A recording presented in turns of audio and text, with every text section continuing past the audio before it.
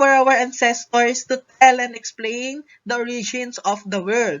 Because people during the ancient period or the pre-Spanish period are so curious on what's happening on the earth. Ayan, hindi lamang sa earth pero sa labas ng earth, nagiging curious din sila. What is behind of all the sun, the moon, the stars, and all the heavenly bodies that can be seen throughout the solar system? Tinatanong din nila yon. Why is that tree is as tall as that? 'Di ba? Bakit yun yung mga questions nila, yung philosophy nila, bakit sila nagiging curious, and ano yung gusto nilang patunayan? Those are some questions na nagbabother sa ating mga pre-Spanish period. Most especially, hindi lamang to sa sa Luzon, hindi lamang Visayas and Mindanao, or in short, the Philippines. Also, yung mga, even our Indonesian people, Malaysians, Singaporeans, the Greeks, the Romans, have their confusions, have their curiosity kung saan nga ba nagkakaroon. Kaya nga yung creative mindset nila is highly appreciated. So, parang nagkakaroon na lang tayo ngayon ng pagalingan sa pag-iisip o sa paggawa ng kwento kung paano nagsimula ang mga bagay-bagay. And that's the battle during their time. Ayan. So, yun, di ba? Also, the people and the flora and fauna of their landscape through stories about supernatural beings known as gods, spirits, and mythical heroes and heroines. Yun, gumagawa sila ng mga Diyos at Diyosa para mabigyan ng solusyon kung bakit nagkaroon ng ganong phenomenang kaganapan. Ayan, so pag sinabi natin flora and fauna, it is the plants and animals. Bakit nga ba ganito ang kulay ng rosas? Bakit may tinik ang tangkay ng rosas? Bakit may dagta ang gumamela? Bakit malaki ang tenga ng rabbit? At bakit tumatahol ang aso? Bakit maraming mata ang pinya?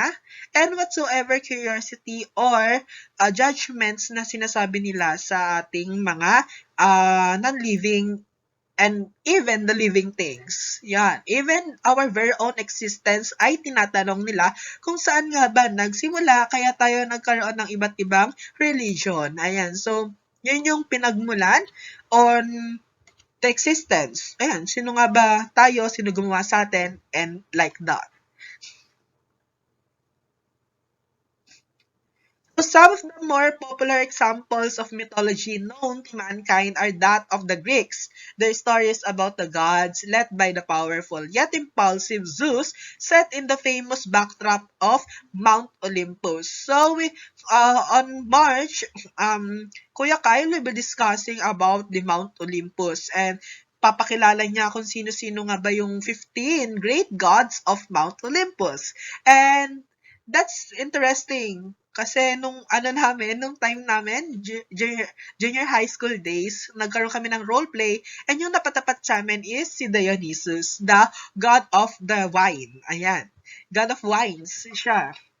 And also, Greek gods are the basis or the standards of our mythology. So almost everyone knows about the love affairs of Zeus, the labors of Hercules, the importance of Athena, the fate of the Dryads, or even the quest of the Golden Fleece. Of course, we all know that Zeus has many wives. Even his siblings or his very own son ay inasawa ni Zeus, and we all know that. And we all know the labors and the hard work of Hercules. Siya ay isang demigod, right? 'Di ba? Ayun. And the importance of Athena. Athena is a goddess of wisdom. Siguro if Athena was not around in our Greek mythology, hindi natin malalaman na kailangan pala nating maging matalino sa pag-iisip ng mga bagay-bagay, most especially our decisions in life. Also, we have the fate of the Danaids. So, the Danaids, ayan, they teach us that the fate of us is dependent on us. Kung ano ang action mo, yun yung magiging fruit of hard work mo. Ayan. So, even the quest of the Golden Fleece, we also have the Pandora's box, we know that yung mga kasamaan is nakawala dahil sa curiosity ni Pandora, and that's somehow na maaring mangyari rin sa atin in the real life. Okay, so yet on the other side of the spectrum, only a small percentage of the worldwide population knows about the mythology of the Philippines, especially Visayan mythology. Ako nga rin nung ngayon ko lang to pinag-aralan while I'm studying this mythology, ngayon ko lang nalaman na may kaptan pala, may magwayen, like that. So, kinain pala ni pinatay pala ni kaptan yung mga apo niya, and like that, di ba? So, as we base it on our Luzon mythology, kasi taga Luzon ako taga Laguna. Of course, ang alam ko yung sina Bathala, si Apolaki, si Dian Masalanta, sila lang yung mga kilala ko. And, yun, di ko alam na meron din pala sa Visayan. And that's the that's the benefits or the advantage of teaching this to everyone. Ayan, to sharing my knowledge and thoughts about this. So, yun nga, kaya nga every after lecture videos, nagsasabi ako kapag may misinformation or mali ako na nabanggit, kindly correct me. Ayan.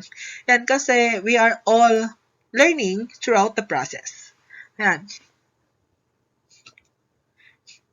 So, here's the perspective of the writer of this article or this blog. Okay, I bet only a handful can recall the adventures of Humadapnon, the Battle of Makaptan and Magwayan, the miraculous Catalina, how the cashew fruit came to existence, or the existence of the golden goddess of great Burigadang Pada Sinaklang Bulawan, all of which are part of this mildly known Visayan mythology. While I am previewing this, nung hindi ko pa nababasa yung mga stories of Makaptan Magwayan, the Miraculous Catalina, I have no idea kung anong meron sa kanila. So, out of nowhere, so, na-question ko na bakit ngayon ko lang ito nalaman? Ayan. So, just like the others, siguro Bisaya ako, ayan, so, ganito rin yung maging expression ko if I try to read or to study the Luzon divinities or the Luzon mythology, most especially Tagalog mythology. Sino ba naman, di ba? Ayan, taga-Bisaya ka, tapos aralin mo yung Tagalog mythology. So, syempre, may mga differences and similarities pa rin na ma-encounter ang bawat isa. Yan.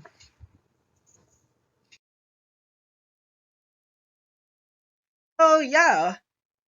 And me, Kuya Jen, thank you very much for listening. I hope you learned a lot from our discussion. If there are need for clarifications and concerns, kindly comment it down below. Ayan, as we know that learning is the name of our game throughout the process of this lecture video. So thank you very much. Have a good day.